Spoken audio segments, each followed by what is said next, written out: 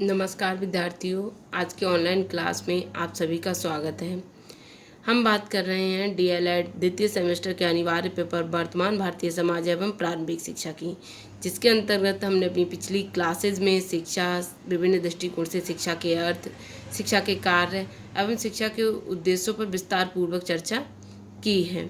इसी क्रम में आगे बढ़ते हुए आज हम चर्चा करेंगे शिक्षा के प्रकार की।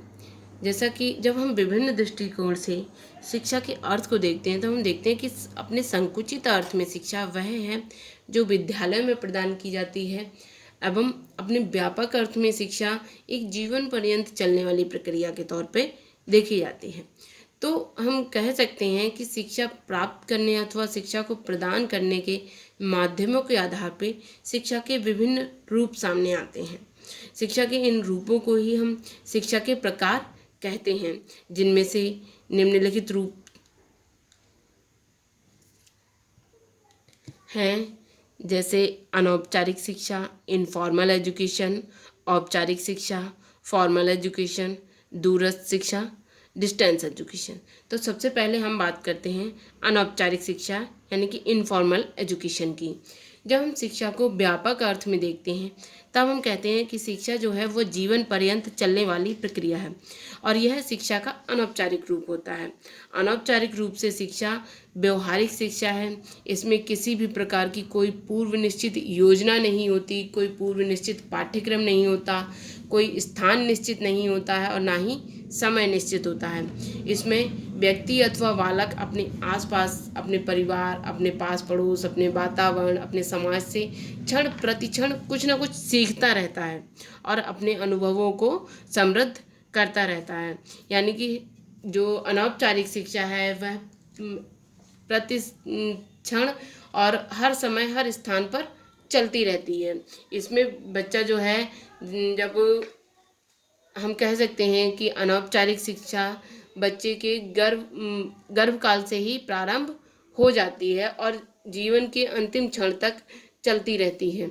ये बच्चा जो है अपना जब जब उसकी औपचारिक शिक्षा प्रारंभ नहीं होती है उससे पहले से ही काफ़ी कुछ सीख लेता है, तो वह अनौपचारिक शिक्षा का ही माध्यम है। जैसे जब हम बच्चे को भाषा का कोई औपचारिक रूप से ज्ञान नहीं कराते, जब उसको वर्णमाला का कोई ज्ञान नहीं होता, तब भी बच्चा बहुत अच्छी तरीके से बोलना सीख जाता है। बच्चा बहुत अच्छी तरीके से शब्दों के अर्थ को समझता है और उनका अपनी जीवन में प्रयोग भी करता है। तो वह अनौपचारिक शिक्षा के माध्यम से ही संभव हो पाता है। हम कह सकते हैं कि बालक में जो है वो जन्म से ही कुछ क्षमताएं होती हैं जो वह अपने भौतिक और सामाजिक वातावरण के प्रति प्रतिक्रिया व्यक्त करता रहता है और ये क्षमताएं जो है बालक के व्यक्तित्व के निर्माण में अत्यंत आवश्यक और रोल प्ले करती हैं। तो वर्तमान समय में बहुत सारी ऐसी संस्थाएं भी चलाई जा रही हैं जहाँ पे बालकों को स्वतंत्रतापूर्वक क्रिया करने के लिए प्रेरित किया जाता है और उसके व्यवहार को परिमार्जित करके उसको आगे बढ़ने के अवसर प्रदान किए जाते हैं। यह अनौपचारिक शिक्षा है जिसमें कोई नियम नहीं होते हैं। बच्चा अपने हिसाब से, अपनी क्षमताओं के हिसाब से सीखता है और आगे बढ़ता है। अनौपचारिक शिक्षा की विशेषताएं हैं। सबसे पहला कि है एक व्यवहारिक होती है और इसमें कोई पूर्व निश्चित योजना नहीं होती है। इसमें बच्चे जो है अपने अनुभवों से जितना लाभ उठाता है उसकी क्षमता पर निर्भर करता है। इसमें जो सीखना सिखाना है वो सुखद और मनोरंजनकारी होता है। जैसे बच्चा इसमें किसी प्रकार की कोई बाउंडेशन नहीं होती है, तो बच्चा इसमें अपने हिसाब से, अपने मन के हिसाब से सीखता है, खेल में सीखता है, तो वह उसको अच्छा लगता है। सीखने के जो अनुभव हैं उसके, वह एकदम उसको मतलब सुख पहुंचाते हैं और मनोरंजन उसको देते हैं। ऐसे ही यह जो है वातावरण के साथ क्रिया प्रतिक्रिया पर आधारित सीखने सिखाने की प्रक्रिया है शिक्षा की। इसमें स्वतंत्रतापूर्वक सीखने के अवसर प्रदान किए जाते हैं। अनौपचारिक शिक्षा में कोई निश्चित समय, स्थान या पाठ्यक्रम नहीं होता है और यह एक जो है स्वतंत्रतापूर्वक सीखने की प्रक्रिया है। इसमें अनौपचारिक शिक्षा के जो उद्देश्य हैं, यानी कि क्यों अनौपचारिक शिक्षा प्रदान की जाती है, इसके जो उद्देश्य हैं वो इस प्रकार से हैं कि इसमें सबसे पहला उद्देश्य है कि बालक को स्वतंत्रता पूर्वक सीखने के अवसर देना। बच्चा जितना स्वतंत्रता पूर्वक सीखेगा, उसके अनुभव या उसका सीखना उतना ही सुदृढ़ होता है, वह उतनी ही जल्दी सीख लेता है उन चीज़ों को। ऐसे ही उसमें स्वावलंबन की भावना विकसित करना, उसमें समूह में कार्य करने की भावना, मतलब जैसे बच्चा अगर खेल में अपने ग्रुप में सीख रहा है तो उसमें समूह में कार्य करने की भावना विकसित होती है, अपने परिवार से सीखता है तो उसमें भावात्मक जुड़ाव आता है और अपने भावी जीवन की उन्नति की और समृद्धि के लिए वो तैयार होता रहता है। इसके साथ ही साथ जो अनौपचारिक शिक्षा है उसका उद्देश्य होता है कि वो औपचारिक शिक्षा में जो शैक्षिक स्तर है उसके उन्नयन हेतु भी प्रयासरत रहे। ऐसे ही शिक्षा के सार्वजनिकरण के विस्तार के लिए भी अनौपचारिक शिक्षा प्रयासरत रहती है और इसका जो प्रमुख उद्देश्य है वो है कि सभी को साक्षर बनाना। ये है अनौपचारिक शिक्षा के कुछ उद्देश्य। अब हम बात करते हैं शिक्षा के औपचारिक रूप की, यानी कि फॉर्मल एजुकेशन की। तो इसमें जब हम शिक्षा के संकुचित अर्थ को देखते हैं तब हम कहते हैं कि शिक्षा वह है जो विद्यालय में प्रदान की जाती है। तो वहीं से शिक्षा की औपचारिक प्रणाली के बारे में हम बात करते हैं। औपचारिक शिक्षा जो है वह एक सुनियोजित ढंग से प्रदान की जाने वाली शिक्षा है। इसमें पूर्व निश्चित पाठ्यक्रम होता है, पूर्व निश्चित विधियों के द्वारा, पूर्व निश्चित स्थान पर और पूर्व निश्चित समय के अकॉर्डिंग बालक को शिक्षा प्रदान की जाती है। इसमें जो है जो निश्चित स्थान होता है उन्हें हम संस्थाएं कहते हैं। जैसे कि प्राथमिक शिक्षा के लिए प्राथमिक स्कूल होते हैं, माध्यमिक शिक्षा के लिए माध्यमिक स्कूल होते हैं। ऐसे ही उच्च शिक्षा के लिए महाविद्यालय और विश्वविद्यालय होते हैं। ये जो संस्थाएं हैं इनको हम औपचारिक शिक्षा के साधन भी कहते हैं।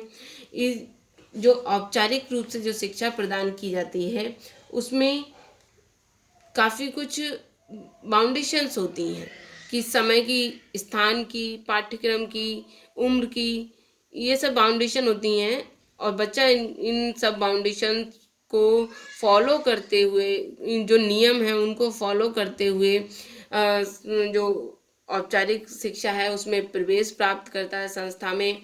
और जो जो भी पाठ्यक्रम का जो समय निर्धारित है उस समय को पूरा करने के बाद उस सत्र के अंत में परीक्षा के माध्यम से उसका मूल्यांकन किया जाता है और उसको डिग्री या डिप्लोमा प्रदान किया जाता है।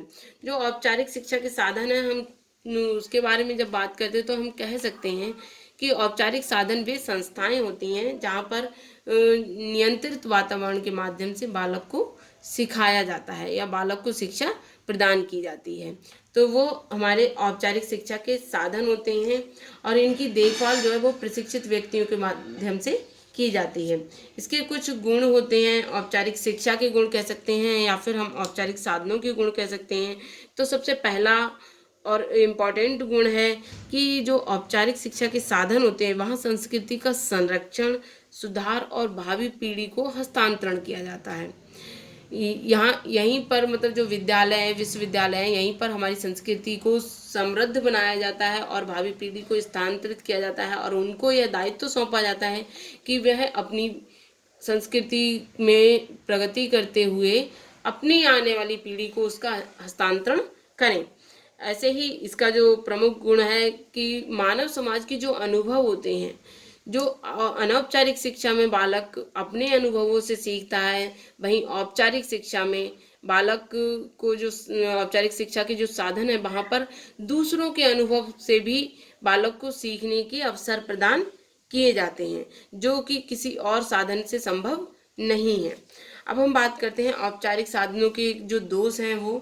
तो सबसे पहला दोष है कि यह बहुत सारे बंधनों में जकड़ी हुई है। जो औपचारिक शिक्षा है उसमें समय की पाबंदी होती है, उसमें स्थान की पाबंदी होती है, उसमें उम्र की पाबंदी होती है, उसमें पाठ्यक्रम निश्चित होता है। तो ये बहुत सारे बंधन हैं जो औपचारिक शिक्षा से जुड़े हुए हैं। इसमें नियंत्रित और कठोर अनुशासन होता है, इसमें स्वतंत्रता का अभाव होता है और यह जो है वास्तविक जीवन से असंबद्ध होती है। एक तरीके से इसमें जो है वो किताबी ज्ञान होता है, इसमें वास्तविक जीवन से संबद्धता कम हो जाती है। इसी संबंध में जॉन डीवी ने कहा भी है कि जो औपचारिक शिक्षा है उस बात में ये सदैव डर बना रहता है कि वह अनुभवों से कोई संबंध ना रखकर केवल स्कूलों की विषय सामग्री न बन जाए। तो ये है औपचारिक शिक्षा, जो मतलब विद्यालयों में या संस्थानों में प्रदान की जाती है।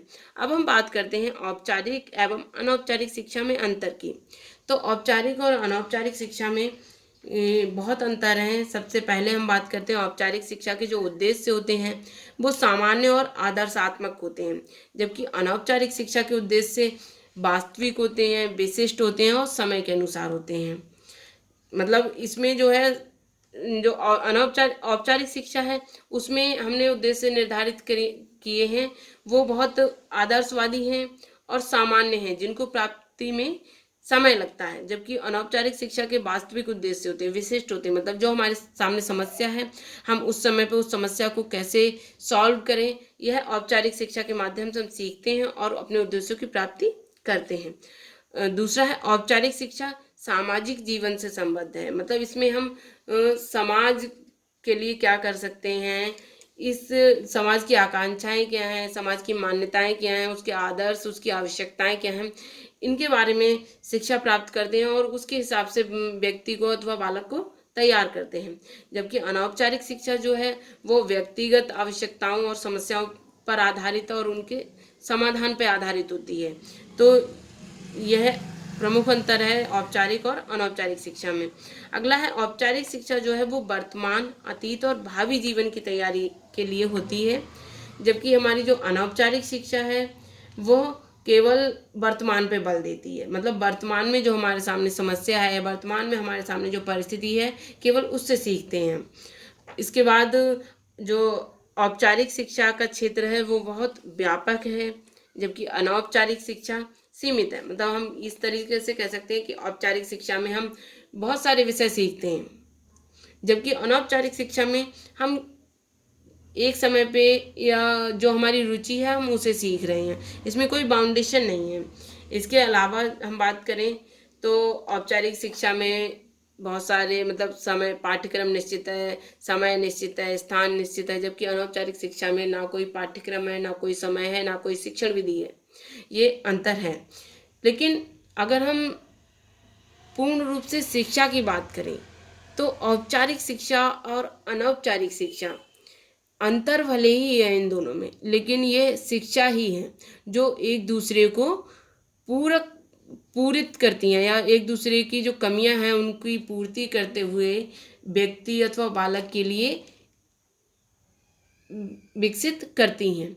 अगर केवल एक ही शिक्षा से हम सोचें कि बालक का विकास, सर्वांगीण विकास हो जाएगा, जो कि शिक्षा का उद्देश्य है, वो संभव नहीं है। औपचारिक शिक्षा के साथ साथ अनौपचारिक शिक्षा भी आवश्यक है और अनौपचारिक शिक्षा के साथ साथ औपचारिक शिक्षा भी आवश्यक है। अतः हम कह सकते हैं कि औपचारिक शिक्षा और अनौपचारिक शिक्षा एक दूसरे के पूरक हैं और एक के बिना दूसरे की कोई भी लाभ नहीं उठा सकता। तो इसीलिए औपचारिक शिक्षा के साथ साथ अनौपचारिक शिक्षा भी उचित ढंग से चलनी चाहिए।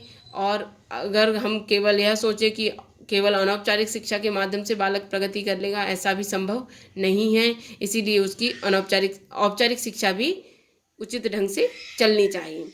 अब अगली क्लास में हम बात करेंगे दूरस्थ शिक्षा की। आज के लिए इतना ही, धन्यवाद।